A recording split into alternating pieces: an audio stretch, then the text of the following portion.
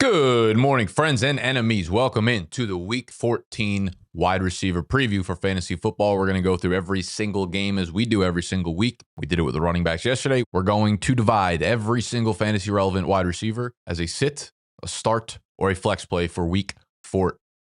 We're going to talk through injuries. We're going to talk through snap counts. We're going to talk through opponents, game spreads, totals, all that good stuff as we always do. So if you are new here, make sure you subscribe to the channel. And as always, if you just want my rankings, they are available. And the only place they are available is on BDGE.co. If you sign up to be a big dog member, that is our monthly membership on BDGE.co. You can get that 3 months free if you go to our partner website or app, MGM. Deposit just $10 or more and play any slip on our partner website. And as soon as you do, they're going to hit you with a promo code to use on our website. Within their app, use it on our site. You will get 3 months free of the Big Dog membership. All right, let's talk wide receivers. Thursday night football. Got a little treat out here. Dallas at Detroit, a 54.5 point total in this game. They're in Detroit. Detroit is 3-point favorites. This one feels relatively cut and dry here. From an injury standpoint, Amon-Ra and Khalif Raymond have both been DNPs throughout the entirety of the week this point. So I would put them at a less than 50% chance to play. You know, they're still holding out hope. Amon-Ra right now is questionable. Brock Wright is also out for Detroit. So they are down a bunch of their pass catchers. Obviously, if Amon-Ra suits up, you're going to throw him into your lineup. Feel really good about J-Mo either way.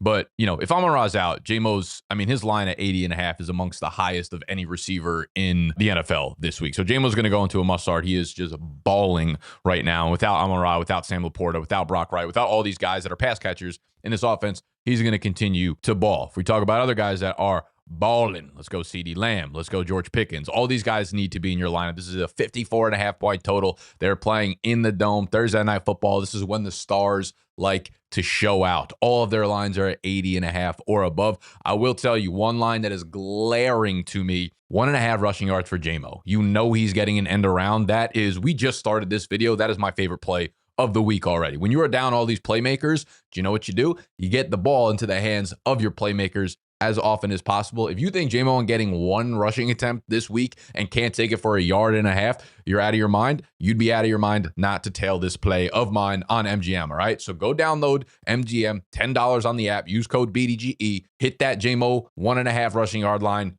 Bing, bang, boom. You get the membership for free. You get free J-Mo Williams over 1.5. Life is beautiful. We got to talk about behind Jameson Williams, however. We've got some guys that make a little bit of noise here. We got Isaac Tesla. We've got Tom Kennedy here. With Amon-Ra St. Brown out last week when he suffered the ankle sprain on Thanksgiving, we had Tom Kennedy and Isaac Tesla move into prominent roles, right? Isaac Tesla became an every down player on the outside. Tom Kennedy became 75-80% snap guy, and I think will occupy that role in Week 14 if Amon-Ra St. Brown misses. So do I feel particularly great about either of them? No, they're both going to go into the shaky flex category, but I don't feel terrible about either of them either. Wouldn't surprise me if Tom Kennedy ended up catching 5 or 6 passes. Wouldn't surprise me if Isaac Tesla went 4 for 70, one-handed touchdown grab either. So it's a great game environment. You know Jared Goff is going to have to throw the ball because Dallas is going to throw the ball. There's going to be hopefully points all around here. So I think the secondary pass catchers, because they are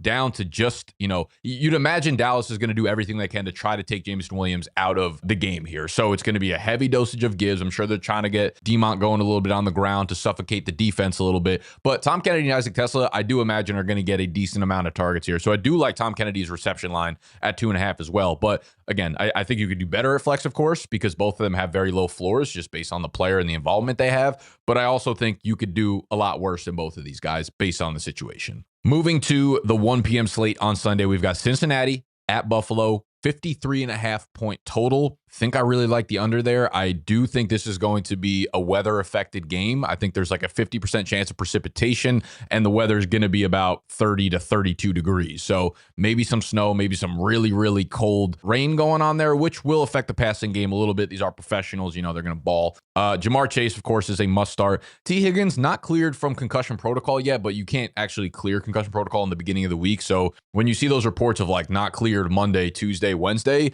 that doesn't actually matter matter. Like, you can only get cleared once you put a full practice in, which are like Wednesday, Thursday, Friday. You have to get deeper into the week in order to clear. Higgins got back to practice yesterday, Wednesday, in a limited fashion. Again, he needs to get a full practice in, but it does look like it's trending in the right direction here. So T. Higgins is going to go into the feels good category. He's playing with Joe Burrow, of course, again, and I don't want any Cincinnati pass catchers behind him. The Buffalo Bills, I do think it looks like Dalton Kincaid will be back in the lineup, which is an incredible matchup for him because the Bengals let up an insane amount of points to opposing tight ends. They also can be had through the slot as well because they got DJ Turner on the outside as like a legit cornerback one who tends to do a pretty good job of taking out outside wide receiver one. So there's no one in Buffalo's pass catching group. I know Keon Coleman had a touchdown last week, but he actually ran 44% of the routes. So he's not a guy that I want in my lineup, despite what the matchup looks like on paper. Shakir, listen, again, ups and downs all week. I think the matchup is great. Very high total here, 53.5. He's going to go into the dub flex for me. And I don't want anybody else in this game.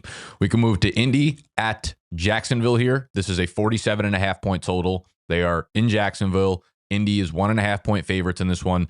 This is a little bit of a tough one to decipher because Pierce and Pittman have kind of been up and down. Daniel Jones has not been playing as well over the last month or so since we've heard about his fractured tibia there. They're obviously going to try to establish Jonathan Taylor as they do every single game. As you can see, though, the Jaguars are not an easy passing defense to throw the ball against. 31st in EPA per pass allowed to opponents. You see fantasy points are a little bit better, obviously, because they end up scoring a decent amount of points, so opponents obviously need to throw the ball to the wide receivers. So when I'm looking at the difference between Pierce and Michael Pittman, Vegas has them almost identical. 56.5 receiving yards for Pierce, 51.5 for Michael Pittman. Pittman's got a little bit of an edge over him in receptions, just, based on the natural target depth of his involvement in the offense. So Pierce, again, he's a guy that you don't want to overthink because when you overthink it, like you sit him after a bad game, then he has the good game. So it's that type of back and forth that you're going to end up playing with fire a little bit. So Pierce is going to be in my lineup as a dub flex. I'll put him above Shakir. Pittman's also going to go into the dub flex because, again, he's not a guy that I want to flip-flop back and forth. I think he's very talented. I think he's going to have good games going forward,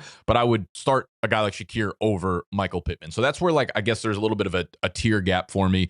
We'll throw Josh Downs into the shaky flex. Probably rather not start him if I don't have to. But, again, if you want the actual rankings in terms of orders of exactly how I would start all these dudes, it is available in the membership, which I've mentioned 472 times already throughout this video. The other side of the ball is a little bit more interesting, mainly because Parker Washington suffered the hip injury last week, and he was a DNP for their first practice on Wednesday. He'll obviously need to get in at least a limited practice either today or on Friday to return to this game. So let's proceed as if Parker Washington is not going to play. That makes me feel phenomenal about Jakobi Meyers. He has taken over as the legit wide receiver one, and it makes sense based on the Liam Cohen type of offense. Loves using the slot receivers, loves using the over-the-middle type of guys, and that's also been where Trevor Lawrence has excelled with receivers, right? Christian Kirk, Evan Ingram, the guys over the middle that make the plays, and we've seen Jakobi Meyers come in 3 weeks, and he's already the number one for Trevor Lawrence coming off of a big game. I expect that to be the case again. Brian Thomas Jr. just not really involved last week, was even taken out on some 2 wide receiver sets. Obviously, first game back from a long stretch of a high ankle sprain, missing time there. So I do expect his involvement to go up a little bit. I do not expect him to catch 2 balls a game going forward, especially with Parker Washington out. But Brenton Strange is making a big impact. He is one of the guys over the middle that's taking advantage of this. So Myers, Strange, those are the guys you want in your lineup from Jacksonville. This is also a game they're playing in Jacksonville, so the temperature is not a concern, but there are some reports that there could be some showers throughout the game. Not overly concerned about it because of, the temperature itself. But I think at this point, it is really tough to trust Brian Thomas Jr. At any game he's given to pop, you think it might happen eventually. And Vegas still has him up at 48.5. He's going to go into the shaky flex here for me. I just don't know how anyone could trust him at this point. Next game up, we got Miami at the New York Jets. Miami's 2.5 point favorites on the road here, 41.5 point total. I'm just always going to start Jalen Waddle. I don't really care about the blips in his game. So whether you want to throw him in the must start or the feels good, I feel really good about having him in my lineup on a weekly basis. I think they just went with a non-aggressive game plan last week. Heavy dosage of Devon Achane. So I think that could flip at any moment, and the Jets defense is not one to be scared of, obviously. On the flip side, we had Adonai Mitchell with his breakout game last week. John Mechie took a little bit of a step back, but that was always in the cards, right? They're both super involved. This is a great matchup against the Miami Dolphins defense, 5th in EPA per pass allowed to opponents. Tyrod stabilizing the passing offense. Garrett Wilson's going to be out for at least one more week with his IR stint, if not, longer. Do I feel great about having either of these guys? Like one thing I will say is I'm not going to overreact to Adonai Mitchell's great game, and I don't want to overreact to John Mechie having a bad game. And now they're like 15 spots apart in the rankings after everyone was kind of flipping because the production went one way or the other. I just think at the end of the day, the Adonai Mitchell targets are a lot more valuable. They're a lot deeper. He's getting more of them. They're both running pretty much every single route. So you have the wide receiver 1, you have the wide receiver 2 in an offense where their defense lets up a ton of points. So to be honest with you, I actually really like, as weird as it's saying, in a Jets game, the over in this game, 41.5. These are two teams where I think their offenses are better than both of the opposing defenses. So I think they'll top that total. And I'm looking at, the players that I have in the tiers already. And I think, if I'm looking at Adonai Mitchell and John Mechie, yeah, there's a world where Adonai Mitchell for sure pops again. I don't feel super confident in that. He's going to go into the shaky flex tier. To me, he's like right behind BTJ or in that conversation where he's kind of bordering on moving his way up into the dub flex tier because the weekly ceiling is so high, but I don't feel super confident. Mechie's going to go into the shaky flex tier as well. I feel good about his floor, and I guess it's more a matter of floor ceiling to you and what you need in your lineup this week. Moving to the Saints at Tampa Bay, 42.5 point total, 8.5 point underdogs for the New Orleans Saints here. Let's check out some of the practice reports. So on Wednesday, Kamara, still a DNP. Chris Olave was a DNP dealing with the back spasms. That was something he dealt with last week and ended up playing through it, but apparently he's pretty sore, and it did feel like they had affected him a little bit. I think it was the Dolphins' game plan to kind of take Olave out of the mix, and that's why we saw a Devon Vele game. So, I do think, an Olave downgrade is probably warranted with the back, but I don't want to overdo it. On the flip side, Godwin's still limited. He played last week. Mike Evans' practice window did open. Jalen McMillan's as well. Both of them are limited. We don't have word of whether or not they're going to suit up for this week, which makes it obviously a tough decipher for the wide receivers. Chris Olave, I'm just going to go into the feels good. It's a great matchup. Tampa Bay is one that you just throw the ball against and don't really try to run the ball against. Emeka Egbuka, I know he's been a little shitty the last couple of weeks, but he's going to go into the feels good category. Once again, 60.5 yards is his line. Don't want to overthink that one. Chris Godwin had a big bounce back game last week. A lot of it was on a big play. I'm not going overly optimistic on Chris Godwin. Tez Johnson's line is now at 21.5. So his fall off has been pretty dramatic recently. I think the matchup is good. Most of this is something I can't really decipher right now without having any practice reports or health reports. So we could look at the routes run from last week. It was Egbuka was an every down player. You had Chris Godwin at 66% of the routes. Tez Johnson is down to 54% of the routes, and Sterling Shepard at 40. So Tez's involvement is in the 50% range right now. So you need a big play. You need a touchdown. He's not someone that's running even close to every route here. So the matchup looks good on paper, but overall, he's a really tough start right now. It's really tough to pull the trigger. So he's between the shaky flex and the rather nots here. I think Devon Vele is actually like a decent start this week. I'm not going to say he's a dub start, but he is one running every single route, and the matchup is good. And if they decide to look at the tape from last week and say, like, how do we slow down Olave? It's going to have to go to Vele again. Don't hate that either. So Vele is going to go into the shaky flex tier as definitely an option this week if you are desperate. McMillan, even if he plays, that's not someone you want in your lineup. It more so just hurts everybody else. Evans is the other one. If he ends up getting activated, that's a tough one. It wasn't like a serious ligament, lower body injury. It was the collarbone thing. So I think he'll probably be close to full-ish strength. I think I would probably just move him into the dub flex tier. I always take a little bit of room for pessimism first game back in case they want to wind him up, give him 50, 60% of the routes instead of a full slate right now. But yeah, that's where we'll settle. Moving on to Pittsburgh at Baltimore. They are in Baltimore. They are 6-point favorites, 42.5 point total here. We've got Lamar not playing his best ball, but I also think, Zay Flowers, while not getting a ton of volume, there is a good matchup here. Pittsburgh, second most fantasy points allowed to the wide receiver position. They were also an OPI call away from having, a 50-yard touchdown connection last week. So I think Zay Flowers is still very much in the dub flex tier. His line is at 57.5 receiving yards. Vegas still believes. So I'm going to follow Vegas, and we're going to believe along with them. DK Metcalf is going right into the shaky flex tier as he's kind of been all year, not getting the volume, not getting big plays, not getting targets downfield. Aaron Rodgers is super banged up right now. Yeah, I just don't want anything to do with that Pittsburgh passing offense. Seattle at Atlanta. So we've got a 7-point game in favor of Seattle, 44.5 point total playing in Atlanta. JSN, of course, is a must start. Everybody else in this game is not really intriguing to me. Cooper Kupp's line at 29.5. Rashid Shaheed has gotten almost nothing going. So, I mean, those two are very, very shaky options here and probably deserve to be in the rather not tier. On the flip side, you've got Drake London, who started off the week with a DNP, which is not a good start to the week. We'll see if he progresses to a limited practice tomorrow or today or whatever, and maybe he suits up, but this is a tough matchup either way. So we will progress as if he is not going to play in this one, and that makes Darnell Mooney a really tough start. I mean, we saw last week what his floor is. Like the week prior, he had a good game. He's going to run all the routes, and he'll get some targets, but at the end of the day, he's definitely not a dub flex. He's someone that you're like hoping stays on the field 100% of the time, and then Kirk Cousins just chooses to kind of pepper him that week instead of a Kyle Pitts game. But the matchup is bad either way you slice it. Moving to Tennessee at Cleveland, a 33.5 point total here. Insane. Lowest of the year, I believe, up to this point. That's like literally a preseason over-under, which is not surprising given like these teams' rosters are like what good rosters run out on a preseason game. So you've got Cleveland as 4.5 point favorites, 33.5 point total here.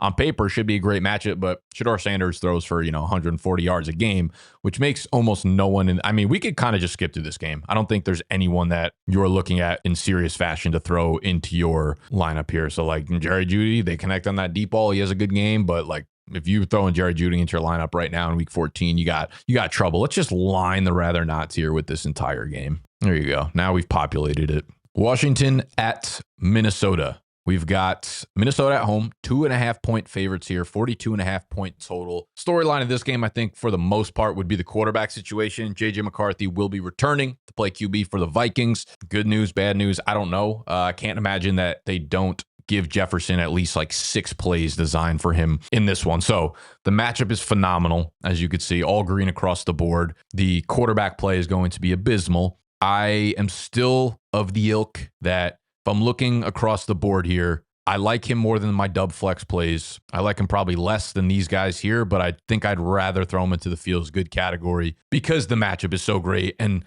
after a bad game like that, there's just no way that their offense is not something that is just so Justin Jefferson focused this week. So I expect him to get the opportunities, whether or not they are catchable opportunities, who knows? But if I got Jefferson, this is the matchup that you've kind of been like, all right, he has to perform here. He doesn't get it done here. I don't know how you could ever play him again, to be honest. But Jefferson for me is probably going to be like a top 20-ish guy, top 18 guy in my rankings this week. Terry McLaurin, he's interesting because he's coming off of a big return game, scored a touchdown, got a ton of targets, had a lot of production with Marcus Mariota in his first real game back, and now having the good game, like he came back from injury earlier in the year, but then ended up re-injuring it, not having a good game. And it was just like a shaky return stint that he made. And now coming back, first game back, having a very strong return makes you confident going forward that at least we're getting like the Terry of old. Whether or not the offense can hold up, whether or not Marcus Mariota is going to throw for more than 160 yards, different story here. Tough matchup against Minnesota, second fewest fantasy points allowed to the wide receiver position.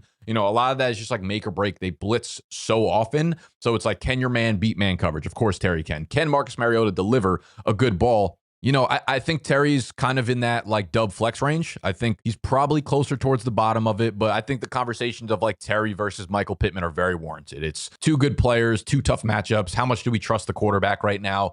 I'm not expecting Jaden Daniels to return. Could be wrong on that one, but I would expect it to be Marcus Mariota again. But pretty tough matchup. But we also just saw them deliver against the Denver Broncos. So outside of that, yeah, I mean, Debo will be relatively involved. Jordan Addison, I don't know how you can trust either of these guys. I think both of them are probably going to go into the shaky flex tier. Their lines are 37.5, 35.5. We're not expecting much out of either of them. Of course, they could always kind of just like pop or score a touchdown, but Denver at Las Vegas here. We've got Denver as 7.5 point favorites in Las Vegas, 40.5 point total here. Courtland Sutton, I feel good about Courtland Sutton. The matchup is great. As you can see, green across the board against the Raiders defense, which at this point I feel like just has to be so defeated, so demoralized.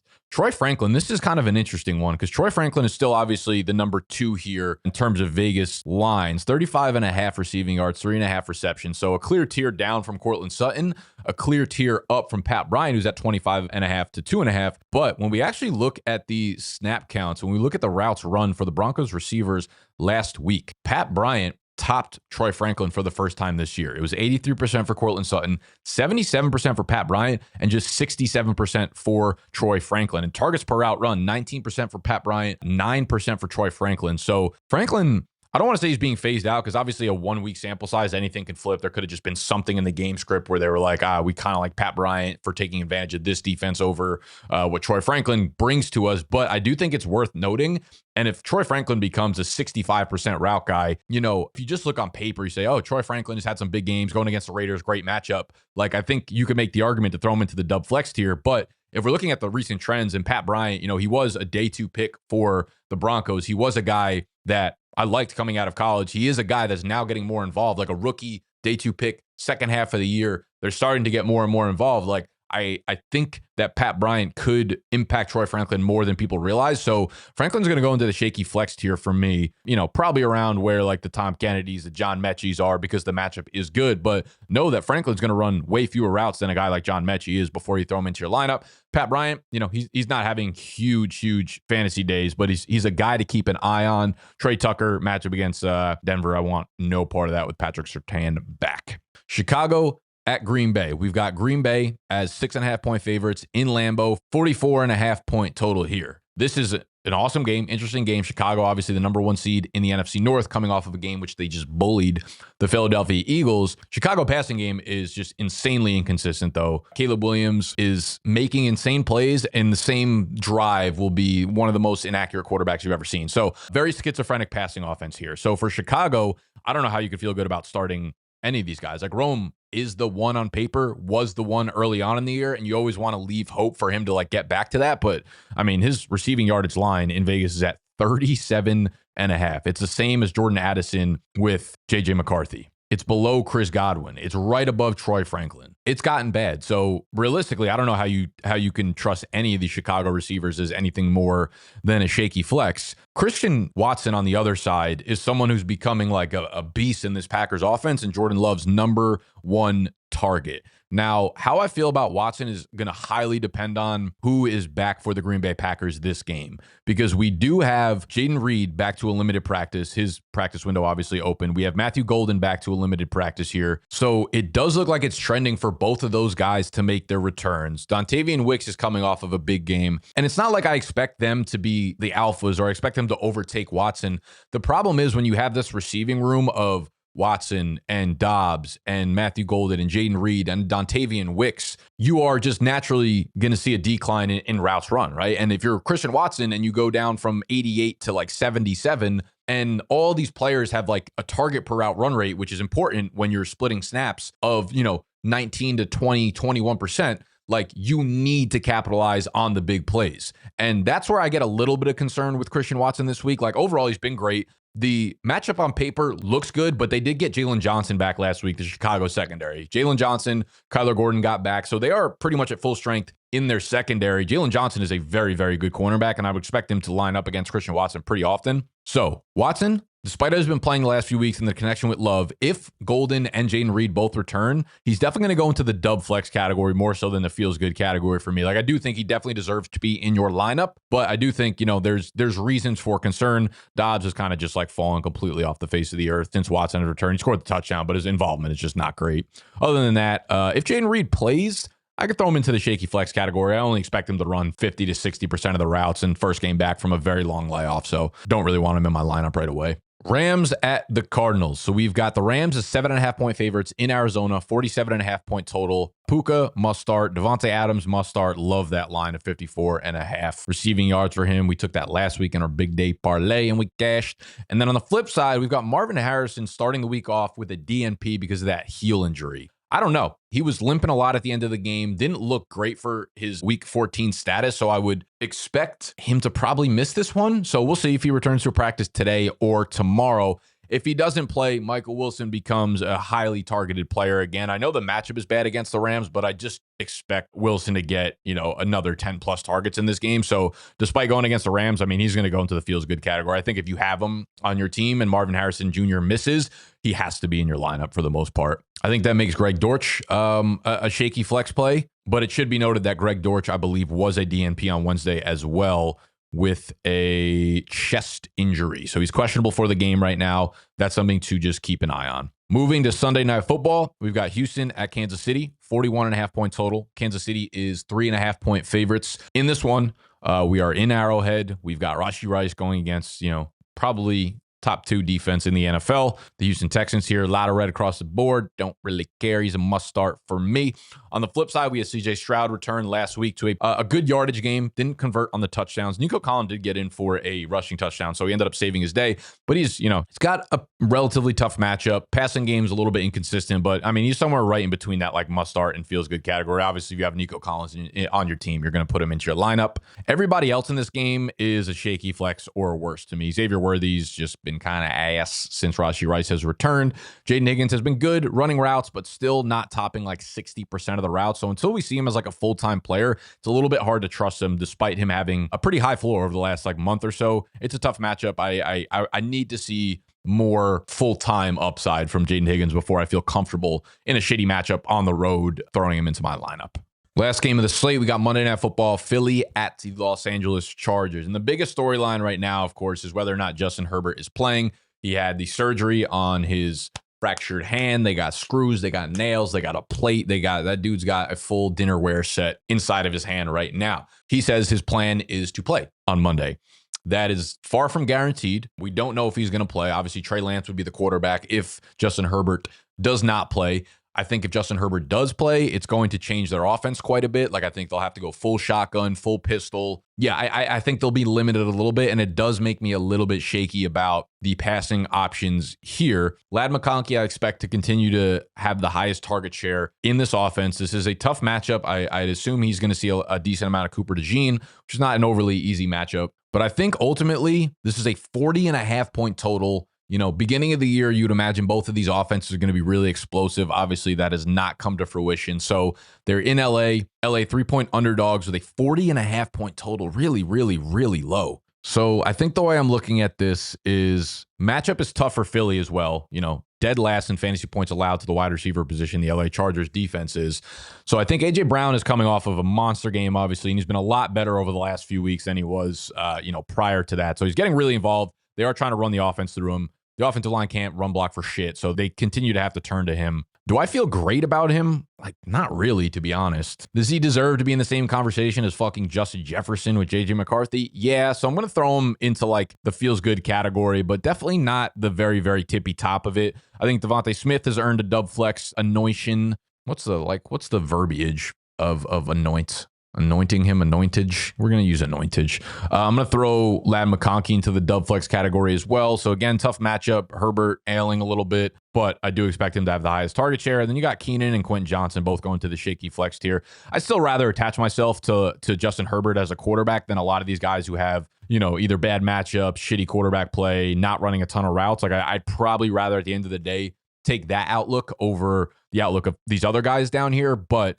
if Trey Lance plays, then it's kind of all bets off the table, and there's almost no telling what they're going to do with that type of offense. Should be noted as well, Omarion Hampton, it looks like he's going to suit up. We definitely don't have a 100% concrete answer on that. But if they got Hampton and Vidal, you'd imagine they go with a pretty run-heavy approach here, especially after seeing how Philly was spanked by the Chicago Bears on the ground as well. So that is all the wide receivers for week 14. Let's go into poster mode for you hoes, so you can see everybody in the must start, feels good, dub flex, shaky flex categories. This is how I am looking at the week. This is how my emotions have placed these players into their tiers. All right. So I hope this was helpful. Again, if you missed the running back version of this video, that was yesterday. We'll put that linked in the description. If you want this for next week into your fantasy playoffs, please subscribe to the channel. I appreciate everybody who's been hanging out all year and who has been watching up to this point. All the people that sent, their YouTube recaps or wrapped, whatever the fuck they call it on YouTube yesterday. Appreciate those tweets and all the DMs on Instagram and stuff like that. Y'all are real. Make sure you go check out our partner, MGM. Of course, code BDGE, $10+. Any of the slips that I talked about throughout the day will get you the Big Dog membership for the next 3 months. All right. Love y'all. Smoochies.